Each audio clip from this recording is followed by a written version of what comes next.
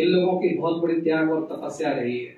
पुराने जमाने की आप लोग देखे होंगे, आपकी जो बाबा दाई होंगी वो सिर्फ ज्यादा पढ़ी लिखी नहीं होंगी। पुराने इतिहास उठा के देखते हैं, अगर बाबा साहब ना होते तो आप लोगों को इस सदन में जसराना के इस मुंह में पढ़ने का आज आपको मौका भी नहीं मिलता। इसलिए मैं आप सभी लोगों से इस बालिकाओं से कहना चाहता हूं कि सही मायने में अगर आपको एक हाथ में अगर आपको पुस्तकें पढ़नी है तो दूसरे हाथ में संविधान पढ़ने की जरूरत है। और जिस दिन आप संविधान पढ़ जाओगे उस दिन आप अपने आप को कर्तव्यों को समझ जाओगे, और जब कर्तव्यों को समझ जाओगे तो उस लक्ष्य को प्राप्त कर सकते हो जिस लक्ष्य की आप पाना चाहते हो। अगली बात, क्योंकि इतना भव्य और शानदार आज के जो हमारे मुख्य अतिथि हैं आदरणीय गुरजन, आदरणीय मैम, इनके बारे में मैं ज्यादा तो नहीं कहना चाहता हूं। बस मेरी 2-4 बार इन लोगों से मुलाकात हुई है। उस मुलाकातों के अंतर्म्यान में ही मैं आप लोगों को इनके बारे में बताना चाहता हूं कि हालांकि आज लड़कियों का आईक्यू लेवल इतना ज्यादा तेज होता है कि वो सामने वालों की नजरों से पहचान लेती हैं कि इसकी नजरें क्या कहती हैं। तो आपके संबंध में दीवान सिंह सर बैठे हुए हैं, मैं समझता हूं आप लोग 4 साल से या 2 साल से विद्यालय में अध्ययनरत हैं, लेकिन इनके बारे में आप लोग इतना नहीं जानते होंगे, लेकिन चेहरे से आप लोग बहुत कुछ इनको पढ़ने की कोशिश की थी। पढ़ने के लिए जो मैंने इनको कोशिश की है कि जैसा कि सर ने अभी बताया कि सर विभिन्न प्रकार के प्रशासनिक पदों पर रहते हुए 2-3 विद्यालयों के इन्होंने जिम्मेदारियों का निर्वहन किया है। उसी में आपके जसराना के राजकीय बालिका इंटर कॉलेज में यहाँ पर भी तैनात रहे हैं और राजकीय बालिका इंटर कॉलेज नगला बल्ले में भी इन्होंने सेवाएं दी हैं। जब नया विद्यालय कहीं खुलता है तो तमाम दुनिया की टेंशन होती है और राज की सेवा में तो तमाम दुनिया की समस्याओं का मार लगा होता है। हम लोगों के सामने सिर्फ शिक्षण का काम, पढ़ाने का ही नहीं के अलावा प्रशासनिक कार्य इतने सारे होते हैं कि रात को सोने से पहले हम लोगों को सुबह अगले दिन के लिए पूरी भूमिका बनानी पड़ती है, हम लोगों को अगला दिन क्या कार्य करना पड़ता है। तो सर ने इतना कुशल विद्यालय मेंटेन किया है, इसलिए सर के लिए मैं बहुत ही अपने लिए क्या कहूँ, इनके लिए जोरदार करता दौड़ के साथ। और अगली बात कि आप लोग पिछले 2-3 साल से मैडम के सानिध्य में आप लोग पढ़ रहे हैं, उससे अच्छा दीक्षा का आप लोगों ने बहुत सारे कार्यक्रम किए होंगे। तो उन मैडम के बारे में बीच में एक कार्यक्रम हुआ था कि ड्यूटी के लिए बहुत सारी विसंगतियां आ रही थी, तो मैडम वहां पे मिली थी। तो मैडम ने थोड़ी सी डियास मैडम के सामने कहा, तो मैंने भी कहा कि आप इनको हल्के में न लेके, ये इस परिवार से बिलोंग करती हैं, मैडम इनको ड्यूटी आप लोगों को काटनी पड़ेगी। तो रात को 8 बजे मीटिंग में बुला करके मैडम का संशोधन लेटर वहां से जारी किया था।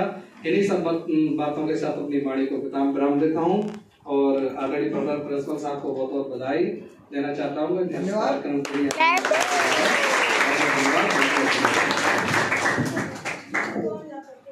कुछ भी हो, नेता सही चुनाव है। एक छोटी सी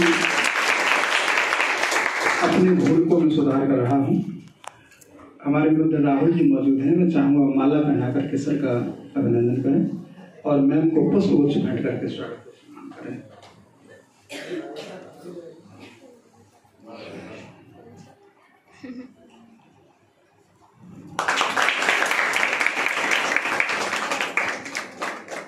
या 4 मिनट आपसे बात करके फिर मैं निकलूंगा और मैम जो भी हैं आप तैयार रहें आगे के लिए।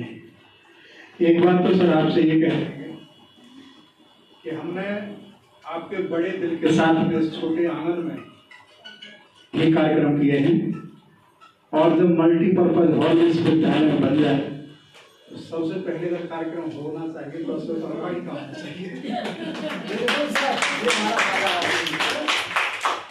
दूसरी बात ये है कि अब मुझे 1-2 बात ये है कि योगन जी ने ये बात कही आपसे। आज इस विदाई बेला पर और पूज्य बाबा डॉक्टर भीमराव अम्बेडकर की पावन जयंती पर मैं इस बात को कह सकता हूं और मुझे कहने में कोई भी संकोच नहीं है। कुछ गड़बड़ कर रहा है तो कहीं हाथ लगा तो बेटा कहाँ लगाते हैं। हाँ जी ठीक है। देखो इतना प्रभाव है आज भी कि उंगली लगते ही कि मैं कह रहा हूँ कि ये अच्छे महकते इंसान हैं, मत सिपाही कहोगे तो दीवान हैं। आज बाबा साहब के इस जन्म दिवस पर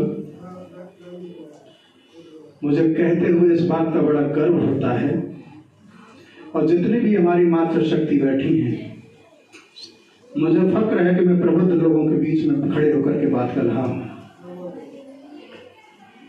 मैं भगवान राम का उपासक हो सकता हूं,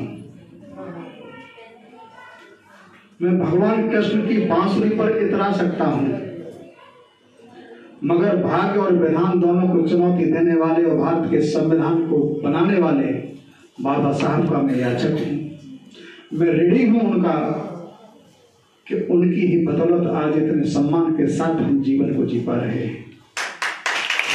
और आप याद रखना बच्चों, जब इतिहास को घुमा फिराकर तथ्यों को गलत तरीके से प्रस्तुत किया जाता है तो सही सही बातें आप तक नहीं पहुंच पाती हैं। अगर मैं भारतीय समाज में कहूं और हिंदू समाज की बात करूं, क्योंकि बालिकाओं का विद्यालय है, बेटियां बैठी हैं, मातृशक्ति हमारी बैठी हैं, सारी चीजें, सारी व्यवस्थाओं को आप एक साथ रख लीजिए, और जो आपको अधिकार, जो सम्मान दिलाने का अगर किसी एक व्यक्ति ने कार्य किया है वो बाबा साहेब भीमराव अंबेडकर हैं। उनकी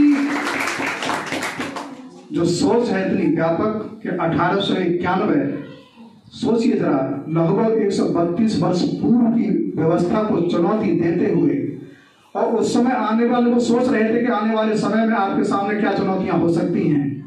उन समस्त चुनौतियों को उन्होंने समझते हुए इतनी बेहतर, इतनी शानदार व्यवस्था की कि हमारी बेटियां शिक्षित हो सकें, हमारी बेटियां सुरक्षित हो सकें, और हमारी बेटियां संगठित होकर के राष्ट्र के निर्माण में अपना अग्रणी योगदान दे सकें। बहुत कुछ बात लंबी हो जाएगी,